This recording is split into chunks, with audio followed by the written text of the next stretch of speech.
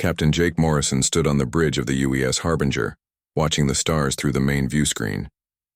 His ship was 3 months out from Earth, traveling deeper into space than any human had gone before. The mission was simple: explore new star systems and look for signs of life. What they found would change everything. The bridge was quiet except for the soft hum of the ship's engines. Jake's crew of 43 people had settled into their daily routines. They ran tests on equipment, studied star charts, and sent regular reports back to Earth Command. It was good work, but sometimes Jake wondered if they would find anything interesting out here in the dark. Dr. Lisa Hartwell sat at her station, reading medical reports from the ship's computer.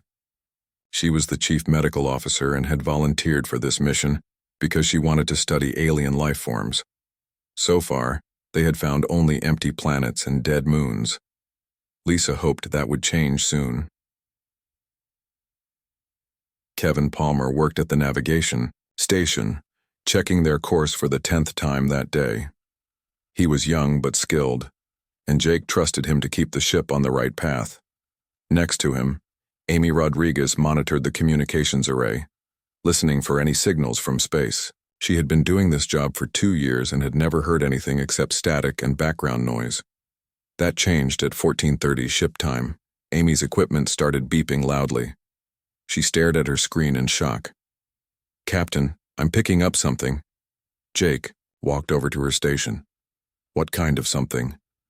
"It's a signal, sir, definitely artificial. Someone is broadcasting from the Kepler 438b system." The bridge fell silent. Everyone turned to look at Amy's screen. After months of traveling through empty space, they had finally found proof that humans were not alone in the universe. Jake felt his heart racing. "Can you clean up the signal?" Amy worked at her controls for several minutes. The static slowly cleared and a voice came through the speakers. It did not sound human. The words were strange, but the ship's translation computer began working. "On them, please. Anyone, help us. Our people are dying. Children sick. Need medicine. Please answer." The message repeated over and over. Jake listened to it 3 times before speaking. "How far away is that system?" Kevin checked his charts. "About 6 days' travel at maximum speed, sir." Dr. Hartwell stood up from her station. "Captain, they're asking for medical help. If there's a plague or disease, we might be able to help them." Jake thought about their mission orders. Earth Command had sent them to explore and study, not to get involved with alien problems. But this was first contact with another intelligent species. The rules might be different now. "What do we know about that system?" Jake asked. Kevin pulled up the star charts. Kepler 438b is in the habitable zone around its star. The planet is larger than Earth and has a thick atmosphere. Long-range sensors show it has oceans and what might be cities. Amy continued working on the signal. "Captain, I'm getting more of the message now. They're saying something about children dying and their medicine not working. The computer thinks they're asking for help from anyone who can hear them." Jake looked around the bridge at his crew. These people had volunteered to travel farther from Earth than anyone before them. They were explorers and scientists, but they were also human beings. How could they ignore a cry for help? Dr. Hartwell spoke again. "Sir, we have advanced medical equipment and medicines. If these aliens are suffering from disease, we might be the only ones who can help them." Tony Brooks, the chief engineer, had been listening from his station. "Captain, the ship can handle the course change. We have enough fuel and supplies." Rachel Stone, the security chief, was more cautious. "We don't know anything about these aliens. They could be dangerous. This could be a trap." Jake understood her concern. First contact with aliens was supposed to be carefully planned with lots of preparation. They were not ready for this situation. But the message was clear. Someone was dying and they were asking for help. "Amy, can you send a response?" Amy nodded and worked at her controls. "Ready to transmit, sir." Jake thought about what to say. These would be the first words humans ever spoke to another intelligent species. "This is Captain Jake Morrison of the Earth ship Harbinger. We received your distress call. We are coming to help you. Please respond." Amy sent the message toward the alien system. It would take several hours for the signal to travel that far, and several more hours for any response to come back. The bridge crew waited in silence. Jake made his decision. Kevin, set course for Kepler 438b, maximum speed. Yes. Sir? The ship's engines powered up, and Jake felt the slight vibration that meant they were changing course. The Harbinger was now heading toward humanity's first contact with alien life. Jake hoped they were making the right choice. Dr. Hartwell began preparing her medical equipment. Tony Brooks checked the ship's systems to make sure everything was working properly. Rachel Stone reviewed security procedures for contact with unknown aliens. Amy continued monitoring the communications array, hoping for a response. 6 hours later it came. Earthship, thank you. We are Zephyrians. Our world is dying. Our children grow weaker. We have tried everything. Please come quickly. Jake listened to the alien voice and knew there was no turning back. The Harbinger was carrying humanity's most advanced medical technology toward a dying alien world. They thought they were bringing salvation. They had no idea what they were really carrying. The Harbinger dropped out of faster-than-light travel at the edge of the Kepler 438b system. Captain Jake Morrison stood on the bridge, staring at the planet that filled their main screen. It was beautiful and terrible at the same time.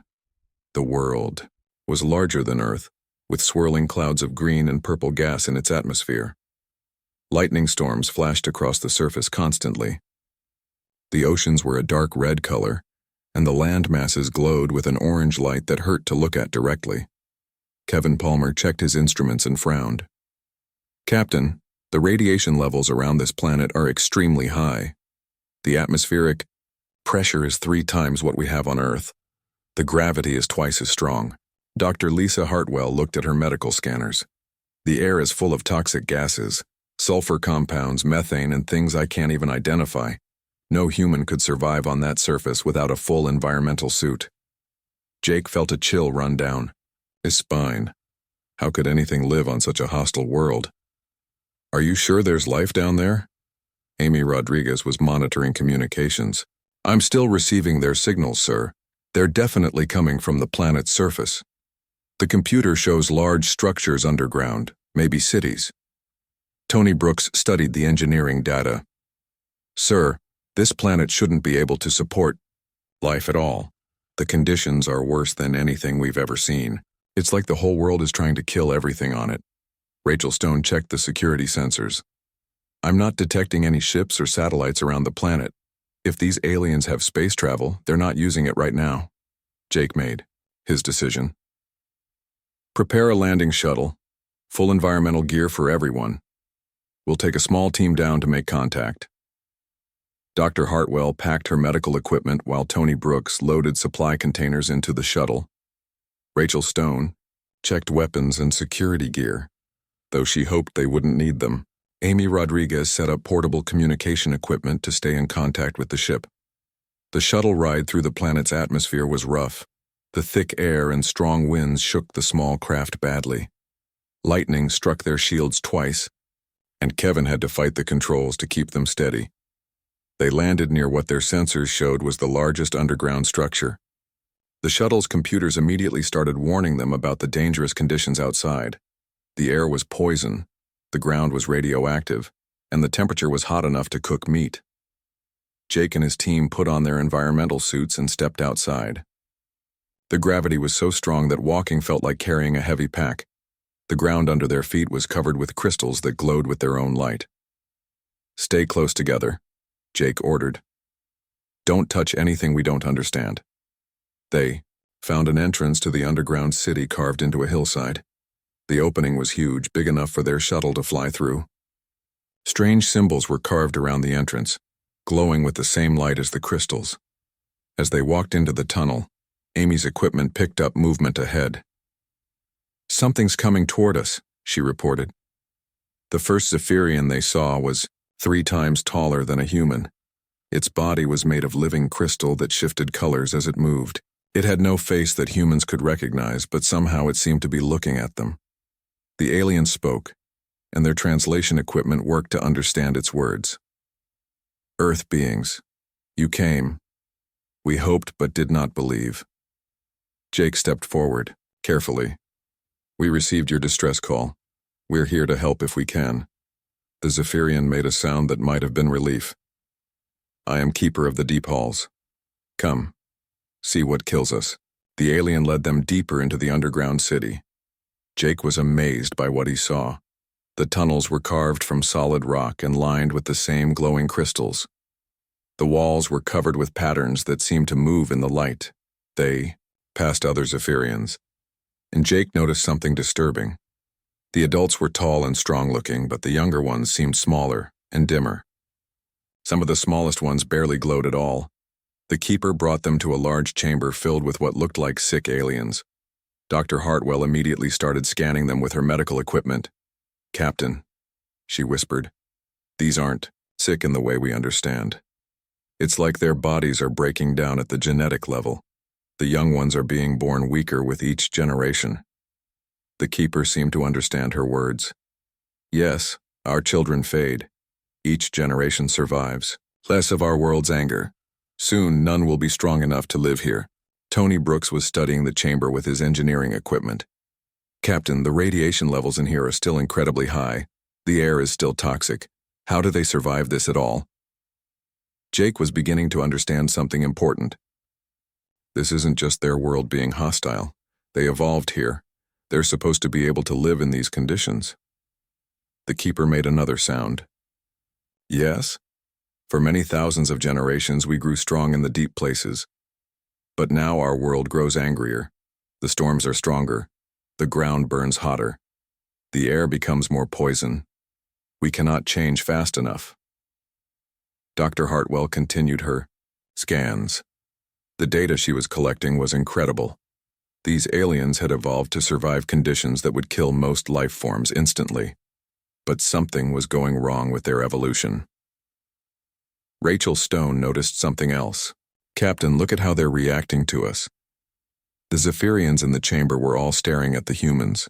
Their crystal bodies were glowing brighter, and they seemed excited or afraid. The keeper spoke again. You survive the outer air. You walk in the burning ground, you breathe the poison sky. What manner of beings are you? Jake felt confused. We're wearing protective suits. The air outside would kill us in minutes. But you survive, the keeper insisted. You come from far stars to a world that kills, and you live. Your ship flies through the storm fire. You stand in the deep halls, where the Earth's anger is strong. Amy Rodriguez was monitoring her equipment when she noticed something strange. Captain, there's a small tear in my suit. I should be getting some of the local atmosphere. Dr. Hartwell quickly scanned Amy with her medical equipment. Your blood oxygen is normal. You should be showing signs of poisoning by now. Amy looked at her suit readings. The tear happened 20 minutes ago. I should be dead. The keeper moved closer to them. You breathe the anger air and live. You stand where the earth kills and do not fall. What world birthed such creatures? Jake was starting to understand something that frightened him. Keeper, what do you know about other worlds? Other species? We have listened to the star voices for many generations. We know of the soft worlders who live where the air is gentle and the ground is cool. They speak of garden worlds where nothing tries to kill the living things. Dr. Hartwell was studying her readings. Captain, I think I understand what's happening. We're not just alien to them, we're impossible. The keeper's voice carried something that sounded like awe and terror. You come from the Death Stars. You are the impossible ones, the ones who live where worlds kill. Jake realized that their rescue mission had just become something much more complicated. They had come to save a dying species. But the aliens thought humans were some kind of living nightmare, and maybe they were right. Back aboard the Harbinger, Dr. Lisa Hartwell worked late into the night studying the Zephyrian genetic samples. Her assistant Pete Collins brought her coffee and watched her frown at the computer screen. What's wrong, Doc? Pete asked. The data looks complete. Lisa rubbed her tired eyes. That's the problem. The data is too complete. Look at these genetic patterns. She showed Pete the display. The Zephyrian DNA was unlike anything they had seen before. It was incredibly complex. with multiple backup systems and repair mechanisms built into every cell. Their genetics are designed to handle massive amounts of damage, Lisa explained. Radiation, toxins, extreme temperatures. These people evolved to survive conditions that would destroy most life forms. Pete studied the data. Then why are they dying? Because their world is getting worse faster than they can adapt. Look at this. Lisa brought up another screen showing genetic changes over time. Each generation is losing pieces of their survival adaptations. It's like evolution is running backward. Meanwhile, Amy Rodriguez was in the communications center when her equipment started picking up new signals. These weren't coming from the planet below. They were coming from deep space. She called Captain Jake Morrison to her station. "Sir, we're receiving transmissions from multiple sources. All of them seem to be talking about us." Jake listened to the translated messages. They were from different alien species scattered across nearby star systems. The computer was having trouble with some of the languages, but certain words came through clearly. Deathworlders, impossible survivors, planet killers, the species that should not exist. "How do they know about us?" Jake asked. Amy checked her logs. "Sir, our route from Earth to this system was tracked by at least 12 different monitoring stations. We thought we were traveling through empty space, but we were being watched the whole time." In the engineering section, Tony Brooks was running diagnostics on the ship's life support systems when he discovered something strange. He called his team together to look at the data. "The air filters should have been replaced 2 weeks ago," he told them. "But look at the contamination levels." Chris Webber studied the readings. "These numbers are impossible. We should be breathing poison by now." "That's what I thought too," Tony said. "But then I checked the bacterial samples from our air recycling system. The Earth bacteria we brought with us aren't just surviving. They're adapting to conditions that should kill them." Sandra Hayes, the shuttle pilot, joined their discussion. "Are you saying our own germs are evolving?" "Not evolving," Tony corrected. "They're already adapted for conditions worse than what we're dealing with. I think Earth prepared us for environments we never imagined." Back in the medical bay, Lisa was making a discovery that would change everything. She had been comparing human DNA to Zephyrian genetics when she noticed something incredible. "Pete, look at this," she said excitedly. "Human genetic code has the same kind of damage repair systems as the Zephyrians, but ours are more advanced." Pete looked confused. "How is that possible?" "We evolved on a garden world." Lisa pulled up Earth's geological history. "Did we? Look at this data. In the last million years, Earth has survived at least 6 major extinction events: asteroid impacts, supervolcanic eruptions, ice ages, gamma-ray bursts from nearby stars. The data showed that Earth had been hit by disasters that should have sterilized all life multiple times. But life had survived and grown stronger each time. We're not from a garden world, Lisa realized. We're from a world that tried to kill us over and over again. And each time it failed, we got tougher. Meanwhile, Rachel Stone was in the security office when she made her own disturbing discovery. She had been reviewing the ship's historical databases when she found files about Earth's evolutionary history that made her blood run cold. She called Jake to her office. "Captain, you need to see this.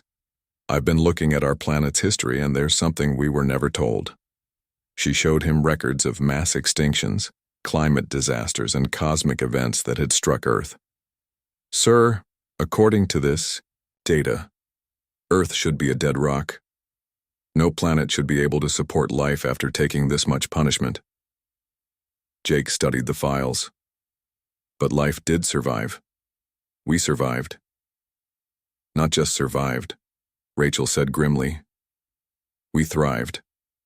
Every disaster that should have ended us just made us stronger." "Captain, I think we might be the most dangerous species in the galaxy." Amy's voice came over the ship's communication system. "Captain, please come to the bridge. We're receiving a priority message from the Zephyrian Keeper." Jake hurried to the bridge where Amy was working to clean up an incoming transmission. The Keeper's crystalline voice came through clearly. "Earth creatures, we have spoken with the star listeners. They tell us of your world's history. They tell us what you truly are. Jake felt a chill. What do they mean? The keeper continued. You come from the world that dies and lives again. The world that burns and freezes and burns again. The world that should not have life but does. More voices joined the transmission. Other alien species were speaking, and the translation computer was working overtime to keep up. They survived the Great Burning, one voice said. Their world was struck by star death 6 times, said another. They breathe poison and call it air, said a third. The keeper spoke again. Earth creatures, we asked for medicine to save our children, but you did not bring medicine. You brought something far more dangerous. Jake found his voice. What did we bring? You brought yourselves. You brought the genetic code of the Deathworlders. You brought the blueprint for surviving what kills. Worlds, Dr. Hartwell's voice came over the intercom. Captain, I need you to come to the medical bay immediately. I think I know what they want from us. Jake left the bridge with his mind reeling. They had come to this system thinking they were rescuing a dying alien species. But it seemed the galaxy viewed them as something far more frightening.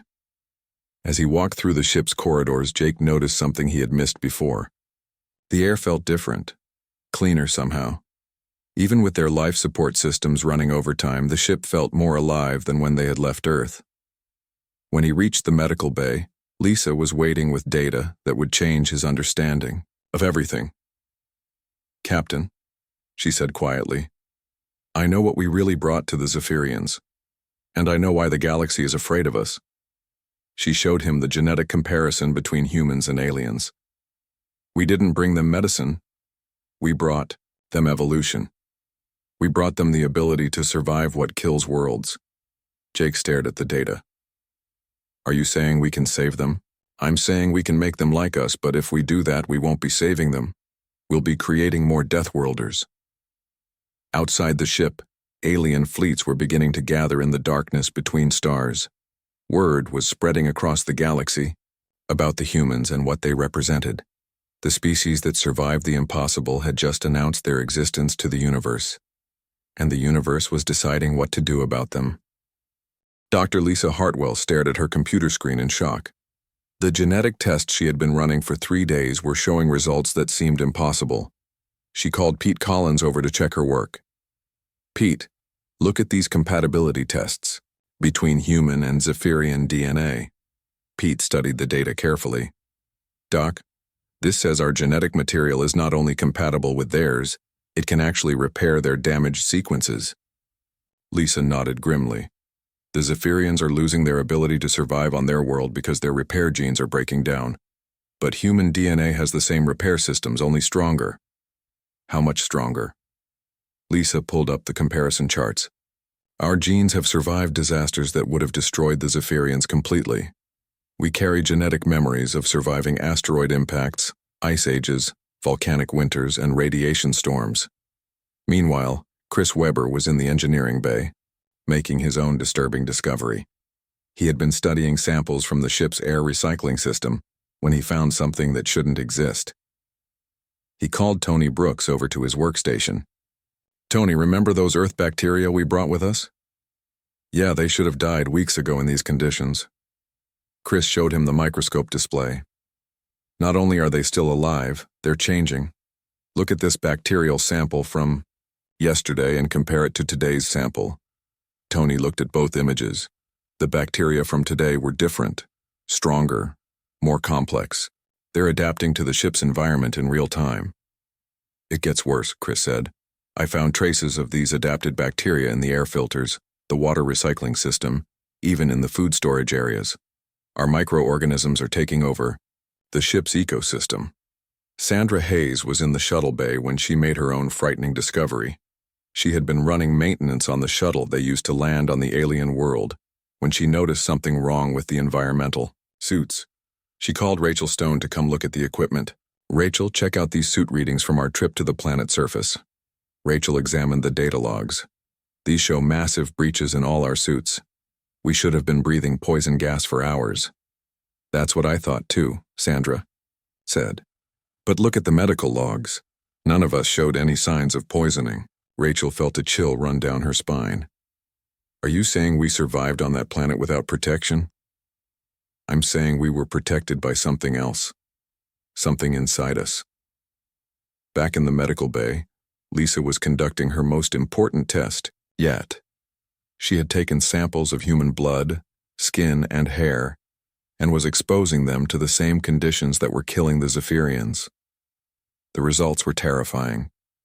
Human tissue not only survived exposure to deadly radiation and toxic chemicals, it actually got stronger. The cells began producing new proteins that could break down poisons and repair radiation damage. Pete watched the test results with growing horror. Lisa, are we looking at this right? Human cells are treating planetary toxins like vitamins? That's exactly what we're seeing. Our bodies don't just resist hostile environments. They use them as fuel for adaptation. Captain Jake Morrison was on the bridge when Amy Rodriguez brought him the latest communications intercepts. Alien fleets from 12 different species were now heading toward their location. Captain, I'm translating messages between the alien fleets. They're not coming to help the Zephyrians, they're coming to stop us. Jake read the translated messages on Amy's screen. The aliens were calling humans genetic contaminators, evolution accelerators, and planetary adaptation engines. They think we're some kind of biological weapon, Amy explained. They believe that anywhere humans go, we'll change the local ecosystem to make it more like Earth. Kevin Palmer was monitoring the approaching fleets when he noticed something strange. Captain, the alien ships are maintaining a distance of at least 1 million kilometers from this planet. None of them are coming closer. Why would they stay so far away? Amy found the answer in another intercepted message. Sir, they're afraid of getting contaminated by us. They think human microorganisms can spread through space. In the engineering section, Tony Brooks was discovering that the aliens might be right to be afraid. He had been analyzing the ship's hull when he found microscopic organisms living on the outside of the Harbinger. Captain, you need to see this, he called over the intercom. We're carrying life forms on our hull that can survive in open space. Jake hurried to engineering where Tony showed him the microscope images. Tiny creatures were living and multiplying on the ship's outer surface, feeding on cosmic radiation and solar wind. These came from Earth? Jake asked. They must have. But they've adapted to space travel in just a few months. Captain, we're not just carrying human DNA. We're carrying an entire ecosystem of Earth organisms that can adapt to any environment. Down. On the planet's surface, the Zephyrian Keeper was having an emergency meeting with the colony leaders. The crystal beings were glowing brighter than usual, which meant they were excited or afraid. The star voices tell us more about the Earth creatures, the Keeper announced. They do not bring medicine, they bring change, permanent change. Another Zephyrian spoke up. What kind of change? They carry the genetic patterns of the Deathworld survivors.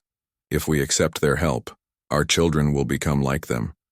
They will survive our world's anger, but they will no longer be truly Zephyrian. The colony leaders buzzed with concern. Will our children be human? No, the Keeper replied. They will be something new, something that has never existed before. Human Zephyrian creatures that can survive what kills both our species. Back, on the Harbinger, Dr. Hartwell was making the final calculations for her genetic therapy when she realized the full implications of what they were offering. Captain, she called Jake to the medical bay. I've figured out how to save the Zephyrians, but you need to understand what we're really doing. She showed him the genetic models on her screen. If we give them human DNA, their children will be able to survive on their dying world. But they won't be Zephyrians anymore. They'll be hybrids with human survival traits. Jake studied the projections. You're saying we'd be changing their entire species? I'm saying we'd be doing to them what Earth did to us. We'd be forcing them to evolve into Deathworld survivors whether they want to or not. Pete Collins looked up from his workstation. Doc, there's something else. If human Zephyrian hybrids can survive this planet, what happens when they start exploring space? Lisa ran the calculations and her face went pale. They'd be able to colonize worlds that no other species can survive. Worlds that are too hostile for normal life. Jake realized what this meant. We wouldn't just be saving one dying species. We'd be creating a new type of life that could spread to planets throughout the galaxy. Amy's voice came over the intercom. Captain, we're receiving a direct message from the alien fleets. They're demanding we leave this system immediately and return to Earth. Jake looked at his crew. They had come here to help, but now they understood what they were really offering. They weren't bringing salvation to the Zephyrians. They were bringing evolution itself. And the galaxy was terrified of what that might create. The alien fleets arrived at dawn, ship time. Captain Jake Morrison stood on the bridge of the Harbinger watching dozens of vessels take positions around the planet. They were beautiful ships, sleek and graceful, but they stayed far away from the human vessel. Amy Rodriguez was translating the messages flooding their communications. Captain, they're demanding we surrender immediately. They want the location of Earth and all our genetic samples. Jake looked at his crew. These people had volunteered to explore the galaxy, not to start the first interspecies war. But sometimes choices were made for you. Open a channel to all ships, he ordered. Amy worked her controls. Channel open, sir. Jake took a deep breath. This is Captain Jake Morrison of the Earth vessel Harbinger. We came here to answer a distress call. We came to help a dying species. We did not come to threaten anyone. The response came quickly from the largest alien ship. The voice was cold and mechanical. Human vessel, you carry biological contamination that threatens all galactic life. You will surrender your ship and return to your home system. You will never leave that system again. Dr. Lisa Hartwell stepped forward. Captain, let me talk to them. Maybe I can explain what we're trying to do. Jake nodded and gestured for her to speak. Alien vessels, this is Dr. Lisa Hartwell. We understand your concerns about our biology. But the Zephyrians are dying. We can help them survive. We're not trying to hurt anyone. Another alien voice answered, this one sounding more emotional. Dr. Human, you do not understand. Your help will change them forever. Your genetic patterns will spread to other worlds. You will make the galaxy unsafe for normal life. Down, on the planet, the Zephyrian keeper was listening to the conversation between the humans and the alien fleets. The crystal being had made a decision that would change everything. The keeper activated the planet's ancient communication system and broadcast a message that reached every ship in the system. Star travelers, this is the keeper of Kepler 438b. We have heard your words about the Earth creatures. We have seen their genetic gifts. We choose to accept their help. The alien fleet commander responded immediately. Zephyrian leader, you do not understand what you are choosing. These humans will change your species forever. Yes, the keeper replied simply. They will help us survive. For generations we have been dying slowly on our angry world. Now we have a chance to live. We choose life, even if it means becoming something new. Jake felt a moment of pride in the aliens' courage, but Tony Brooks was calling from engineering with urgent news. Captain, the alien ships are charging their weapons, and sir, they're not just pointing them at us, they're targeting the planet too. Rachel Stone checked the security sensors. Captain, if they fire on the planet with that much firepower, they'll kill every Zephyrian on the surface.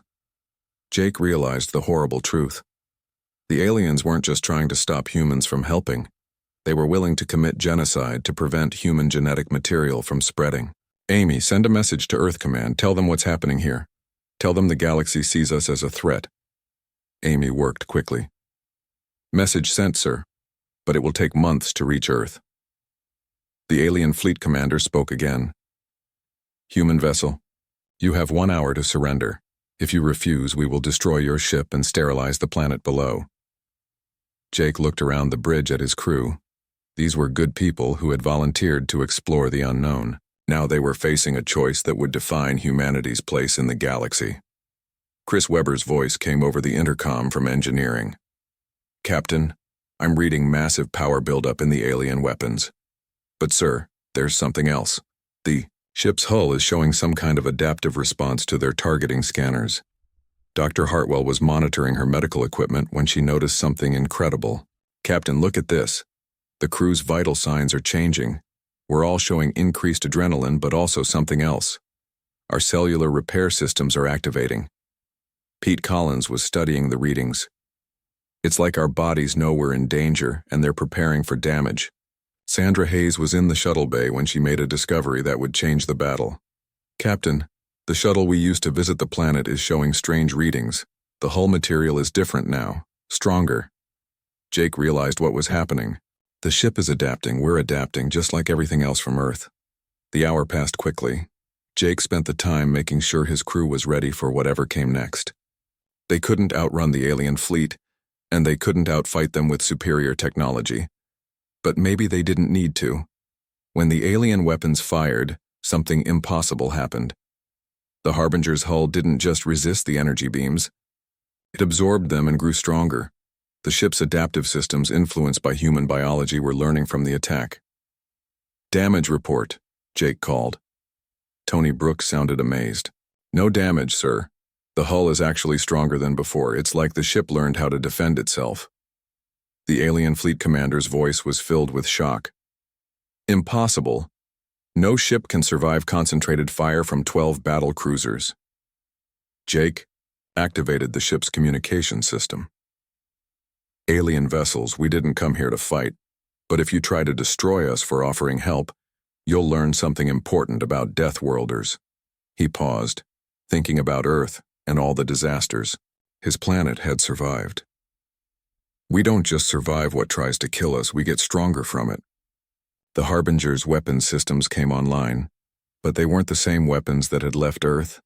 They had been changed by months of exposure to cosmic radiation and the ship's adaptive systems. When the humans fired back, their weapons were more powerful than anything the aliens had seen. The energy beams carried traces of Earth's violent evolutionary history, and they cut through alien shields like they were made of paper. The battle lasted only minutes. The alien ships, designed for fighting normal space battles, couldn't adapt to the impossible things the human vessel was doing. When it was over, half the alien fleet was disabled, and the rest were retreating to safe distance. The Zephyrian Keeper's voice came over the communication system. "Earth creatures, you have shown the Star Travelers what Deathworlders can do. Will you still help us?"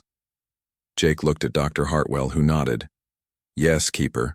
We'll help you survive." As Lisa began preparing the genetic therapy that would save the Zephyrian species, Jake composed a message to send back to Earth. Humanity was no longer alone in the universe, but they weren't the weak newcomers they had thought they were. They were the survivors, the adapters, the species that turned every disaster into an advantage. Earth had spent millions of years preparing them for this moment, and now the galaxy would learn what Deathworlders could really do when they decided to help each other survive.